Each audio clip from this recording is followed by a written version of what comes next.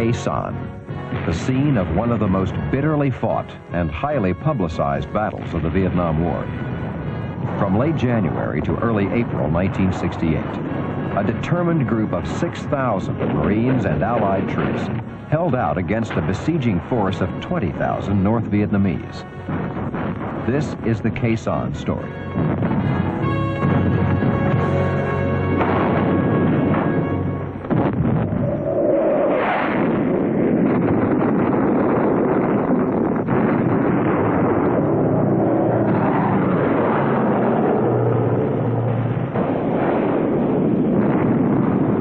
Support, B-52 bomb runs, and tactical airlift combined to defeat the North Vietnamese. Major McGuire, United States Army. They said it was a victory through air power, but for us grunts on the ground, it was really a victory for the 130 capability to deliver here. They'd land up in this area and they'd take fire from the hill surrounding it coming in. They'd be under fire almost constantly, and then when they landed, the NVA and the hills would start flipping a few in on them. So we got the name of calling them mortar bait all the time. In response to enemy fire, different methods of delivery were used by the Air Force. Container delivery system, low-altitude parachute extraction, ground proximity extraction. Our requirements for beans and bullets were well over 200 to 300 tons a day. We got a hell of a lot of in with choppers, but the heavy tonnage requirement was moved by the old 130s. And my experience with working with the airlifters during the last stint here, that they supported us in the Delta, back into the Ashaw Valley with the first team, in Alui. They've lost airplanes every trip, but I'll say this much for them. You call them, tell them where it has to be, and they'll put it in. In February and March 1968, the siege was on. 5 times the fortress was attacked in battalion strength. 5 times the North Vietnamese army was repelled. Record airstrikes and artillery bombardments prevented the enemy from massing for the all-out attack.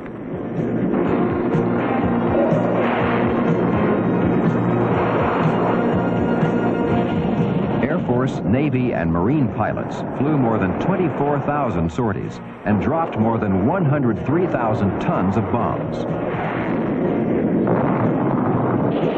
The North Vietnamese troops were forced to dig in, keep their heads down, and concentrate on avoiding being scorched by napalm or pulverized by the bombs.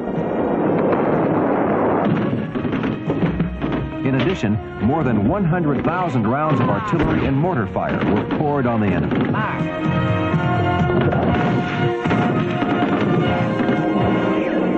The knockout punch came from 2,500 B-52 bomb runs. Coming in at 20,000 feet, they literally destroyed the target area with their 500 and 750-pound bombs. During bad weather and at night, the B-52s used radar and a ground-controlled targeting system called Sky Spot to continue the attack.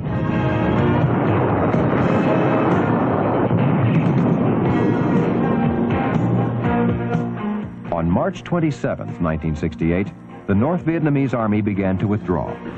A few days later, the Marines moved out, opened Highway 9, and linked up with 30,000 relief troops. On April 7, 1968, the relief troops reached Khe Sanh. President Lyndon Baines Johnson. Some have asked what the gallantry of these Marines and airmen accomplished. Why did we choose to pay the price to defend those dreary hills? The fortress at Khe Sanh straddled critical supply and infiltration routes that the North Vietnamese were using. Route 9, which it commanded, was to be a major avenue for the enemy into populated areas and into the cities of South Vietnam. By pinning down and by decimating 2 North Vietnamese divisions, the few thousand Marines and their gallant South Vietnamese allies prevented those divisions from entering other major battles, such as those for Hue and Quang Tri.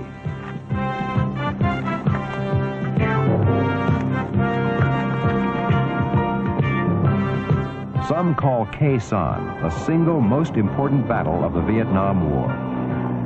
Only time will tell.